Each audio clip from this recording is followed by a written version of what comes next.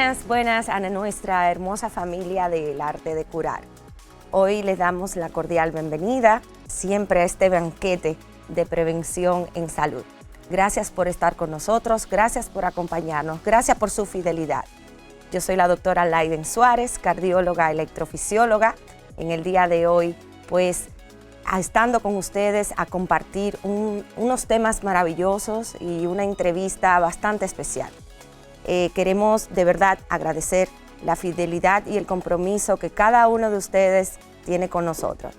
En el día de hoy vamos a tener un invitado que es una persona que le tengo mucho aprecio, mucho cariño y mucho respeto, el doctor Freddy Loynaz. El doctor Loynaz es cardiólogo, hemodinamista, y vamos a estar hablando un poquito de qué es todo este tema de hemodinamia y vamos a hablar de lo que es la enfermedad cardiovascular, que es la principal causa de muerte, no solamente en el mundo, sino también en nuestro país. Muchas gracias a ti, Laiden, por la invitación. La verdad que para mí es un placer estar aquí. Me encanta el nombre de su programa porque realmente curar es un arte y sobre todo cuando se hace desde el corazón y con pasión como sé que tú y todos los que están involucrados en este proyecto lo hacen. Así mismo es. Freddy, antes de nosotros iniciar, háblanos un poquito de qué es esto de hemodinamia, cómo lo consumimos, qué significa ser cardiólogo hemodinamista. Háblanos un poquito para que nuestra audiencia entienda qué es lo que exactamente realizas. Perfecto. Mira, el cardiólogo hemodinamista es un cardiólogo que se encarga específicamente de investigar la circulación del corazón. Básicamente, un cateterismo cardíaco, como normalmente la gente lo conoce, es el estudio del sistema circulatorio, pero específicamente de cómo se comporta la sangre dentro del mismo. Hay múltiples patologías que pueden afectar el sistema cardiovascular. Una de las más relevantes es la enfermedad aterosclerótica, que con el tiempo puede provocar que la circulación del corazón se obstruya y esto pues generar sobre todo problemas funcionales, de que el individuo no pueda hacer sus esfuerzos de manera cotidiana porque le limita su capacidad física. Pueden aparecer sobre todo molestias en el pecho, falta de aire, sobre todo en el escenario, digamos, estable de la enfermedad. Vamos a hablar un poquito más adelante acerca de eso porque es sumamente importante aprender a identificar esos síntomas que nos van a llevar a buscar ayuda cardiovascular. Pero, ¿por qué te llamó tanto la atención esta área de la cardiología de manera particular? Mira, siempre he sido muy curioso, me encanta todo lo que tenga que ver con técnicas, con todo lo que tenga que ver con realización de procedimientos.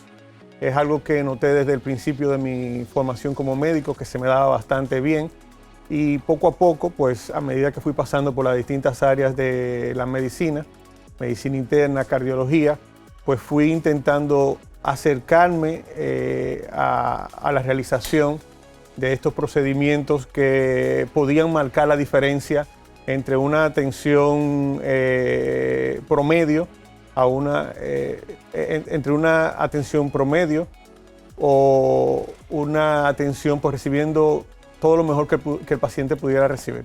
Además de hacer los procedimientos, también das consultas, ¿no? Sí, porque el hemodinamista tiene que tener un acercamiento con los pacientes en el área de la consulta.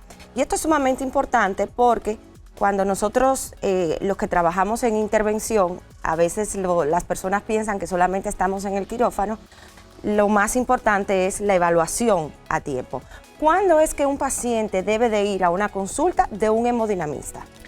Perfecto. Antes de darte esa respuesta, quisiera mencionar que el cardiólogo intervencionista generalmente es médico internista, es cardiólogo y luego hace la formación en cardiología intervencionista.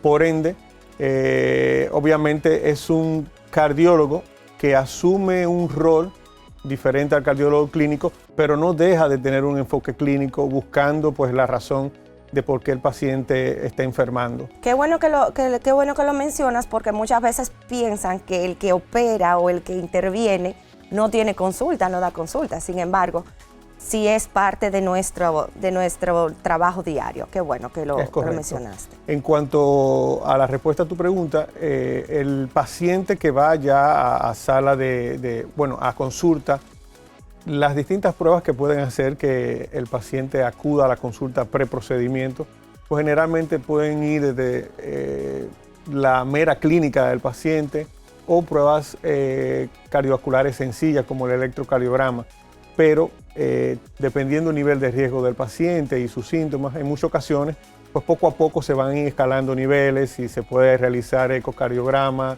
prueba de esfuerzo, angiotomografía coronaria, inclusive prueba de esfuerzo nuclear, y todo obviamente enfocado a detectar enfermedad en las arterias del corazón, que serían la principal causa de infartos y de deterioro del corazón secundario a cardiopatía isquémica, que es una de las principales problemáticas de la enfermedad aterosclerótica. Freddy, mira, en estos últimos meses, en estos últimos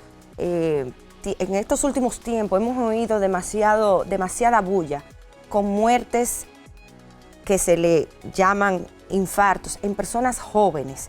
Háblame un poquito del desarrollo de la enfermedad cardiovascular en personas jóvenes. Normalmente uno acostumbraba a escuchar que los infartos eran en los abuelos, en las personas sumamente mayores, pero ahora como que estamos viendo una aceleración en este tipo de enfermedad. Tú como hemodinamista, que haces cateterismos, que ves realmente todo lo que está pasando, háblame un poquito del impacto que tiene la enfermedad cardiovascular en las personas jóvenes.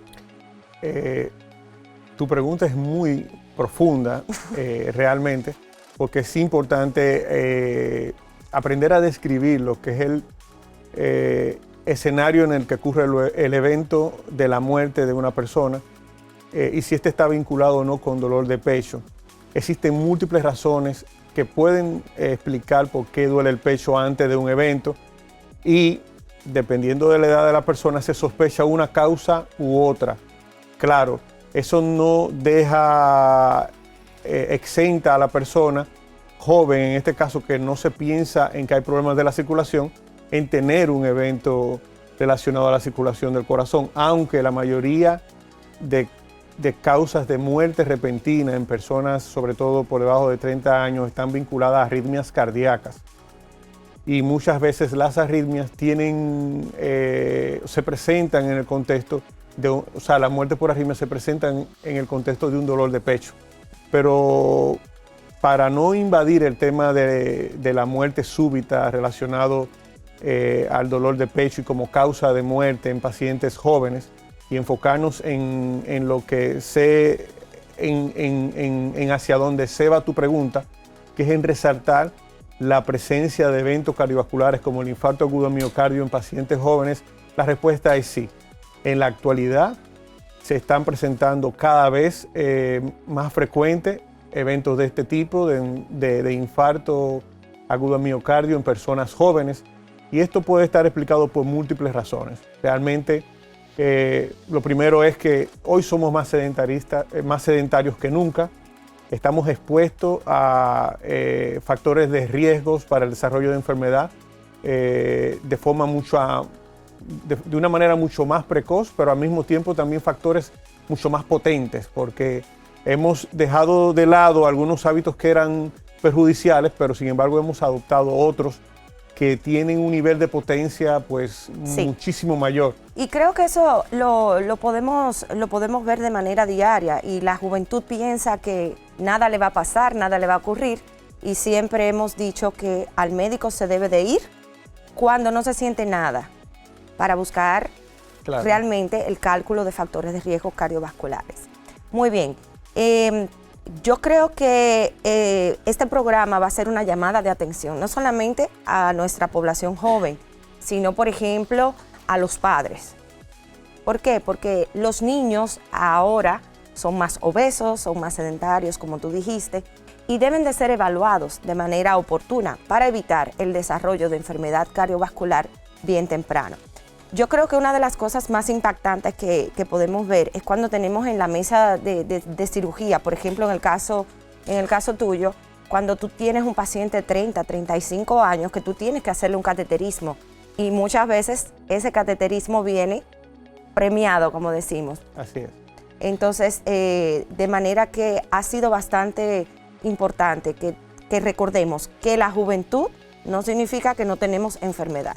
Importante resaltar es que, aparte de que no se piensa tanto en el paciente joven la posibilidad de un evento cardiovascular como un infarto, también el mismo suele tener consecuencias mucho más importantes. No solamente en la tasa de muerte que puede tener el paciente, la probabilidad de muerte, sino también en las complicaciones que quedan añadidas a este paciente, porque no olvidemos que el que tiene el chance de sobrevivir a un infarto generalmente queda con una secuela muy importante, y mientras más temprano tuviste el evento, eso significa que mucho más temprano vas a tener que lidiar con una limitación física secundaria a este evento. Vamos a hablar un poquito acerca de eso, porque ¿por qué es que cuando el paciente es joven, estamos hablando de un paciente menos de 50 años, tiene un infarto, las probabilidades de que este paciente fallezca o que las complicaciones aparezcan son mayores que en un paciente que ya tiene 60 o 70 años? Y eso es algo interesante. Sí. Háblame un poquito respecto a eso.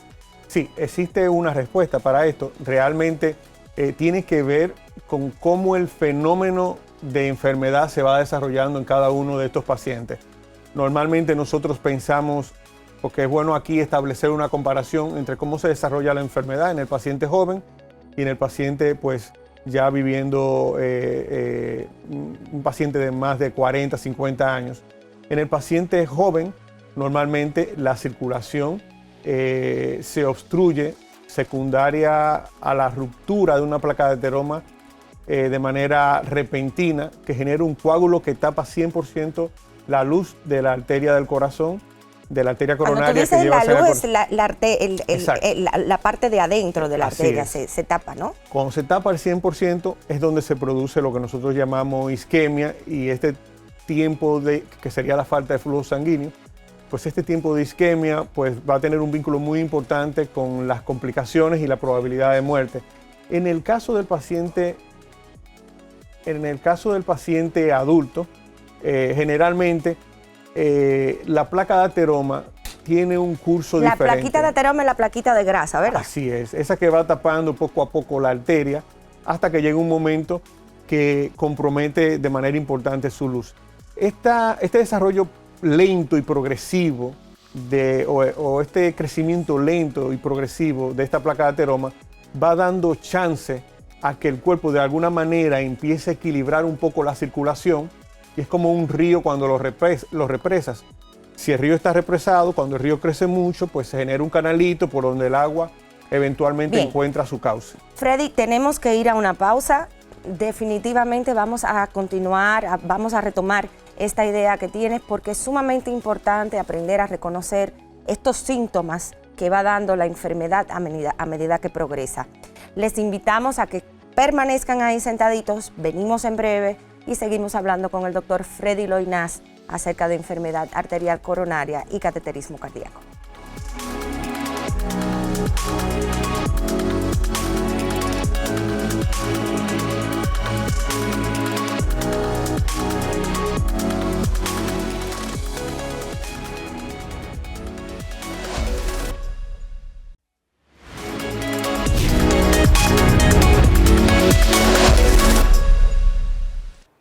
¿Es necesario prepararse para lograr un embarazo?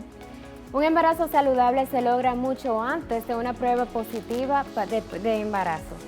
Es importante saber que si estás buscando tener una familia, tener hijos, y que esto sea totalmente llevadero, que sea saludable, que tú tengas un bebé en casa totalmente saludable, debemos de prepararnos por lo menos 3 meses antes.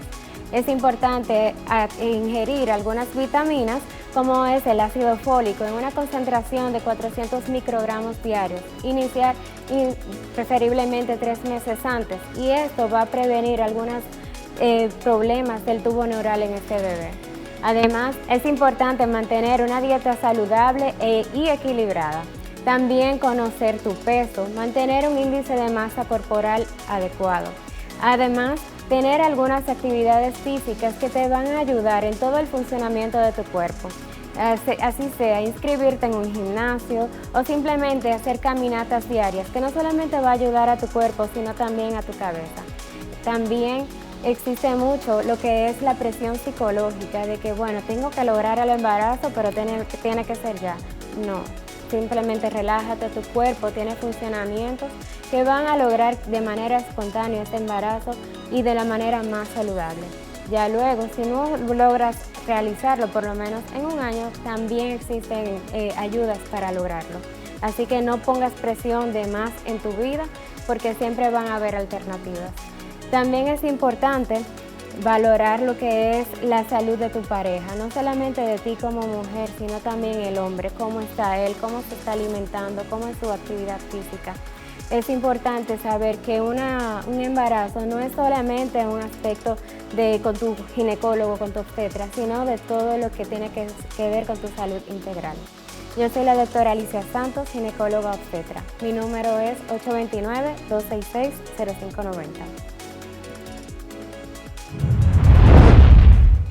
Gracias por estar con nosotros aquí en su gran familia El Arte de Curar, donde la prevención en salud es nuestra prioridad y la educación para que ustedes pues se mantengan siempre saludables y nos sigan acompañando.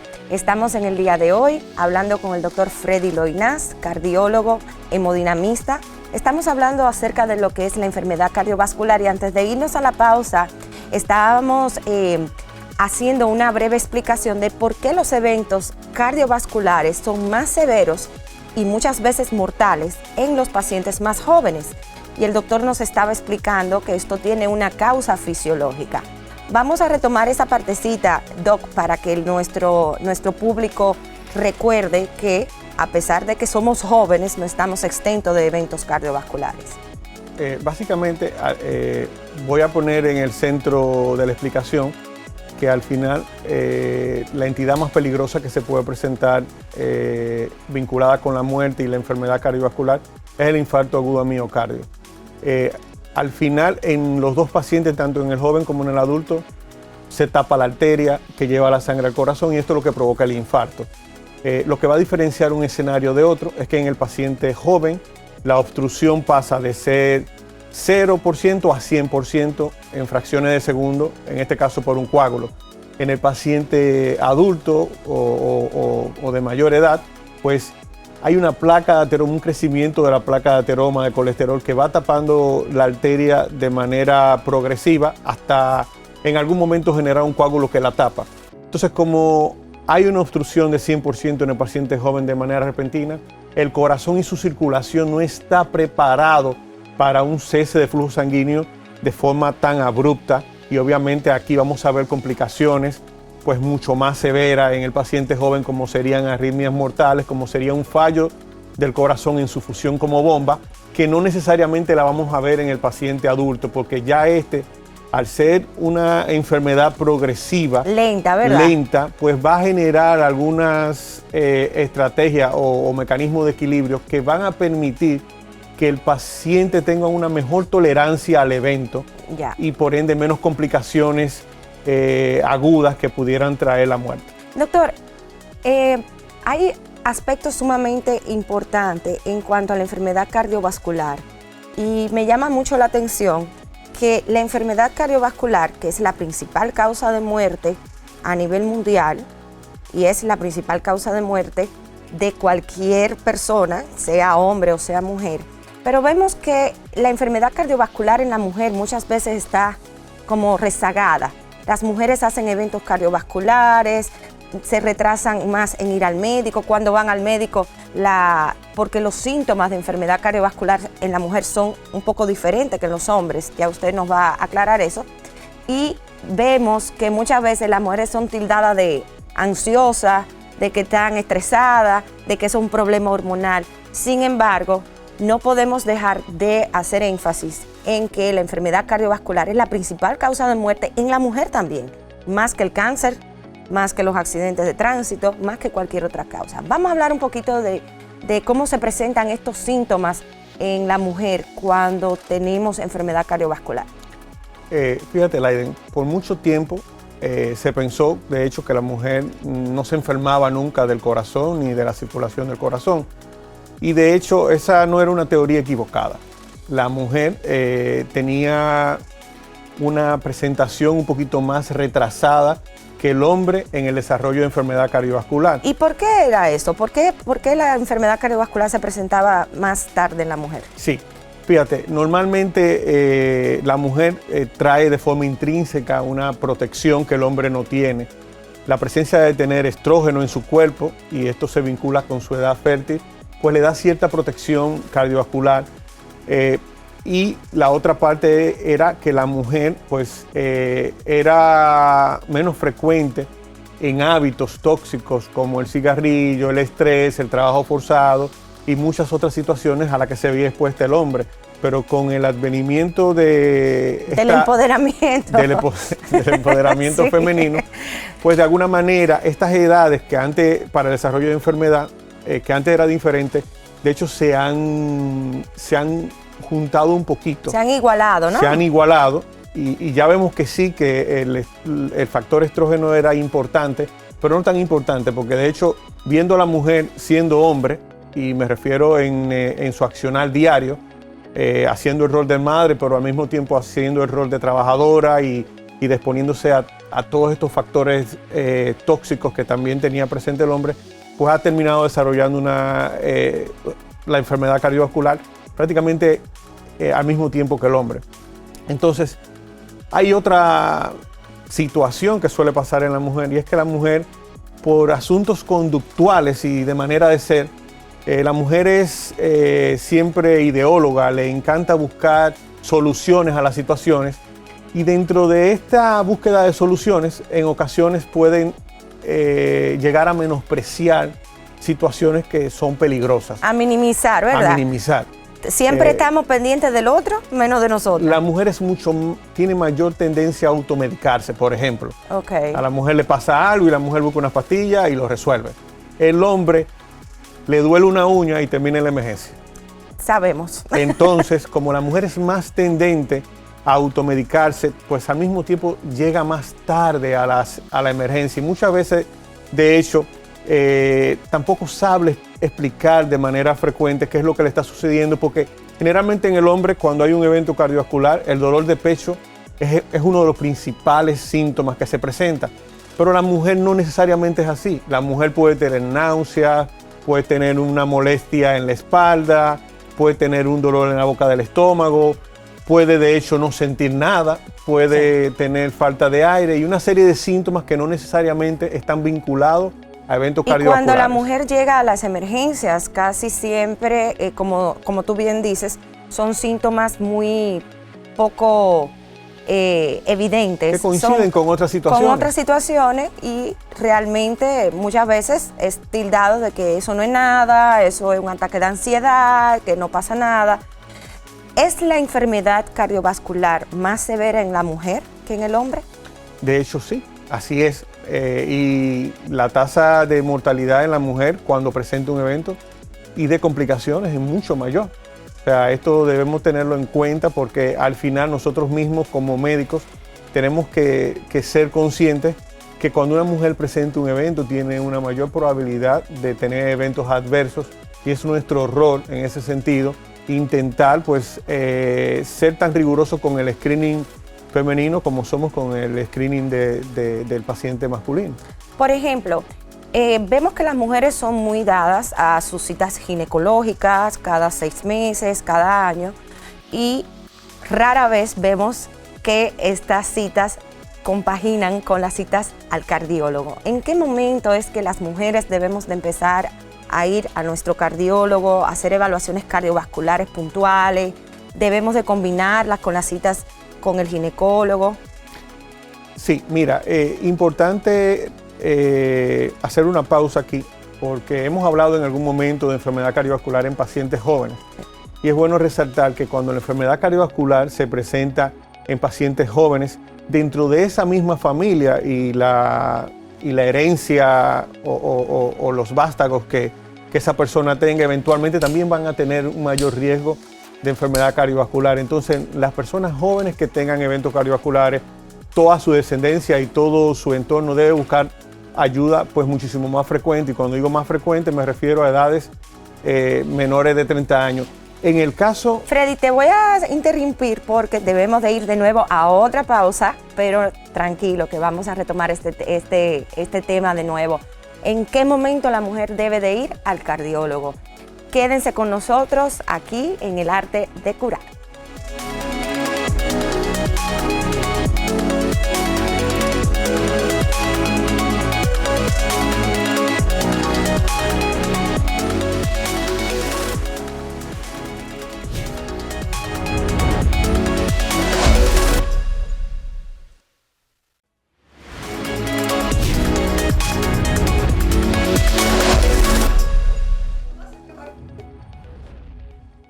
Gracias por permanecer con nosotros aquí en la gran familia del Arte de Curar. En el día de hoy estamos hablando con el doctor Freddy Loynaz, cardiólogo, hemodinamista, y estábamos hablando antes de la pausa acerca del impacto de la enfermedad cardiovascular en la mujer. Y estábamos hablando, Freddy, de que en qué momento la mujer debe de ir a hacerse una evaluación cardiovascular. Somos muy fieles a nuestras evaluaciones ginecológicas, que está muy bien, muy adecuado, pero no debemos de olvidar que debemos de tener una consulta con el cardiólogo realmente para cálculo de riesgo. Sobre todo estabas hablando si hay historia familiar de enfermedad cardiovascular. Vamos a retomar un poquito esa parte que la pusimos en pausa para cuando fuimos a nuestro bloque de anuncios.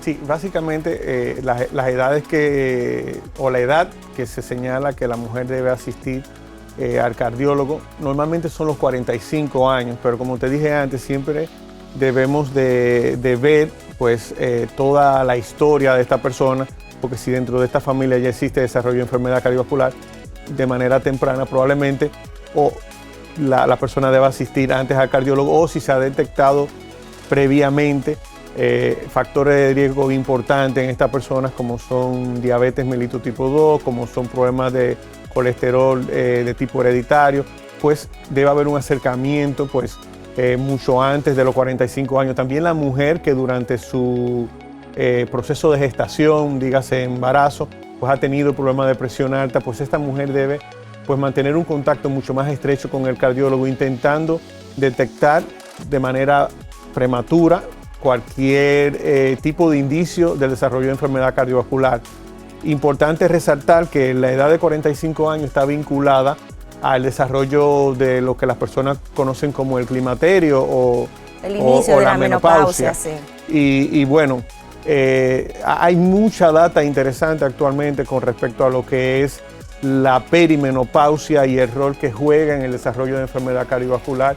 Y hoy en día sabemos que de hecho que existen terapias que pueden ayudar a balancear mejor la transición hacia la menopausia de la mujer y disminuir de manera importante todo lo que es el desarrollo de eventos cardiovasculares. Es bastante interesante porque en la práctica clínica yo también soy muy insistente con que las mujeres en edad fértil que están buscando quedar embarazadas, también es sumamente importante la evaluación cardiovascular antes del embarazo, porque sabemos que el embarazo no solamente puede dar pie a que aparezcan enfermedades cardiovasculares, sino complicaciones de condiciones cardiovasculares que a lo mejor la mujer no sabía que tenía. Por ejemplo, en un país como el de nosotros, donde todavía lamentablemente tenemos pacientes que tienen afectación de las válvulas del corazón por enfermedad reumática.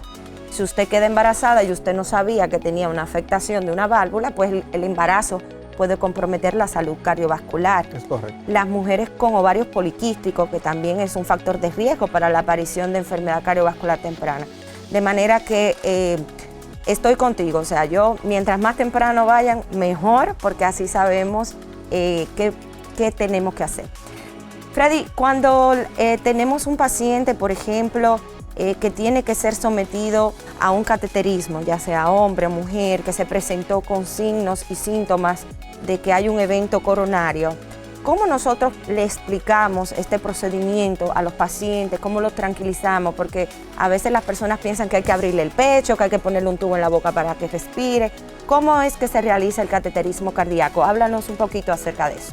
Mira, el cateterismo cardíaco, que empezó siendo en sus inicios como una técnica meramente diagnóstica, pues ha avanzado mucho, y dentro de esta evolución y reinvención, pues hoy es un procedimiento bastante sencillo, aunque no deja de ser mínimamente riesgoso. Es un procedimiento que lo categorizamos como mínimamente invasivo y lo hacemos normalmente a través de dos vías. O lo hacemos a través del brazo o lo hacemos a través de la ingle.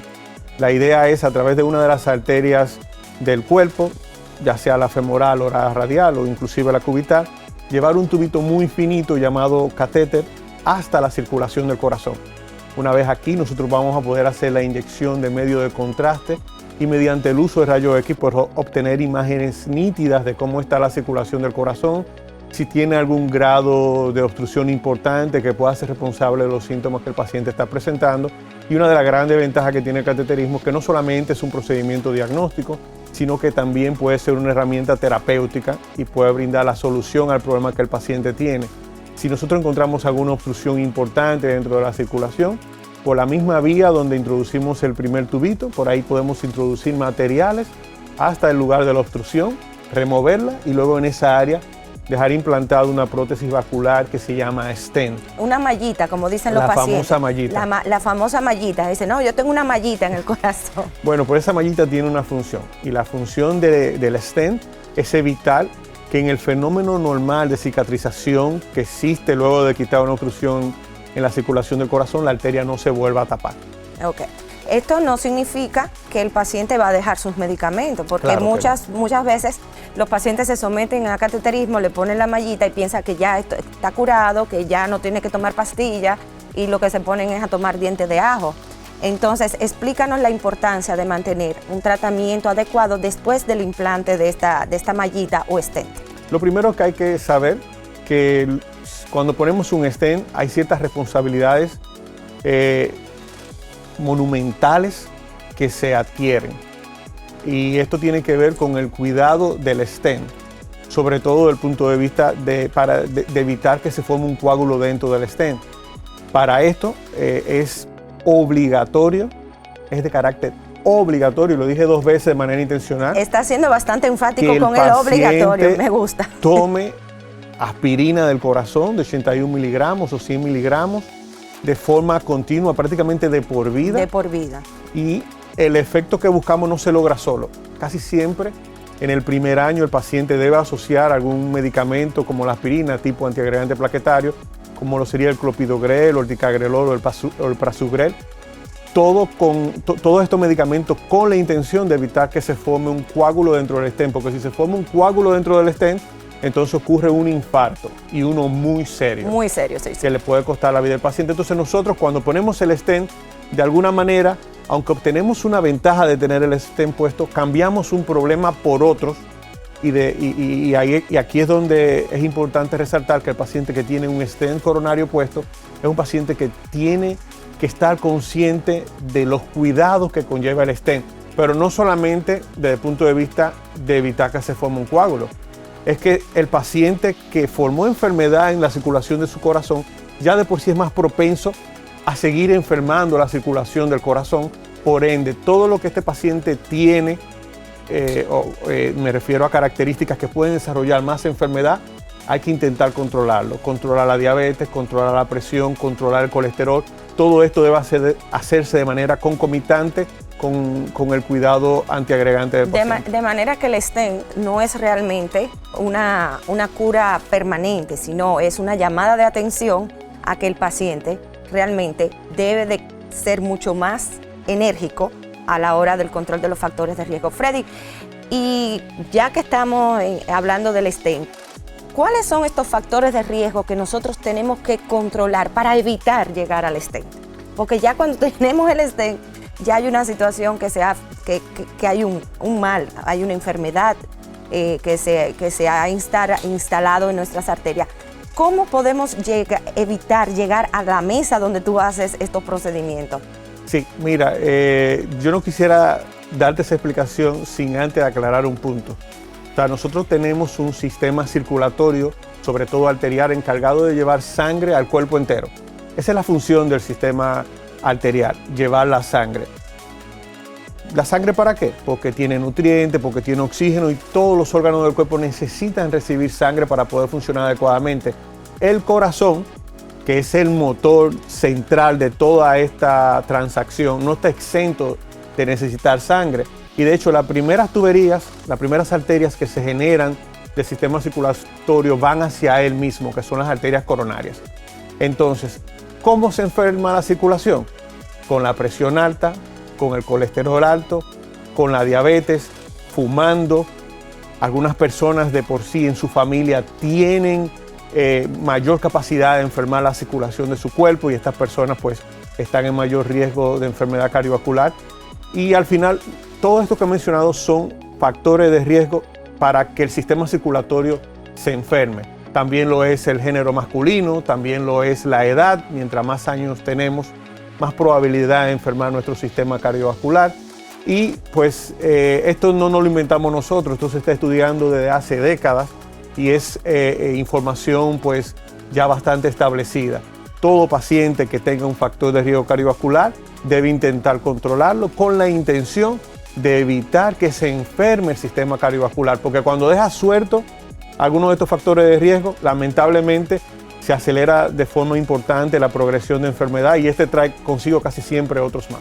Por lo tanto, yo creo que es de suma importancia la evaluación oportuna, Claro. conocer si tenemos factores de riesgo cardiovasculares, porque muchas veces andamos por la vida, no nos sentimos nada y no sabemos si tenemos la presión alta, el colesterol alto, el azúcar alta, y entonces, oh sorpresa, terminamos en una mesa con el doctor Loynaz haciéndonos un cateterismo. Qué importante, Laiden, que tú menciones eso. Mira, uno de nuestros roles más complicados como cardiólogo muchas veces es convencer a la persona de que tiene un padecimiento que no puede ver.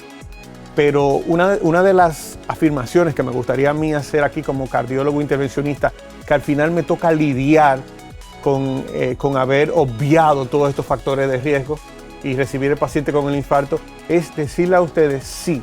La enfermedad cardiovascular existe y es muy peligrosa y tal como menciona Laiden en las estadísticas, es la causa número 1 de muerte y no debe obviarse. Ok, bien, ya estamos llegando al final de nuestra reunión del día de hoy en el arte de curar. Freddy, para aquellos pacientes que quieran contactarte, que quieran consultarte, no solamente como hemodinamista, porque se van a hacer un procedimiento, pero como cardiólogo para una evaluación, ¿dónde estás ubicado? Y danos los teléfonos, por favor, para que nosotros pues lo pongamos a nuestro público ahí en pantalla. Mi consulta clínica es en MCA Naco y el teléfono es 566-8000 con el 809. Perfecto, excelente. Bueno, amigos, ya ustedes han tenido este banquete respecto a lo que es la salud cardiovascular. No olvidemos que es la principal causa de muerte en nuestro país y en el mundo. De manera que haga su cita con tiempo, hágase una evaluación oportuna, adecuada, para no tener que lamentar. Les invitamos a que continúen siguiéndonos en nuestras redes, en Facebook, en Instagram, en El Arte de Curar, y recordándole que aquí estamos, su gran familia, nuestra querida madre Neri Esteves, nuestro querido doctor Héctor Balcácer, y una servidora que en el día de hoy pues los acompañó, la doctora Laiden Suárez, cardióloga electrofisióloga. Muchísimas gracias, déjennos sus comentarios y nos vemos en la próxima entrega de El Arte de Curar.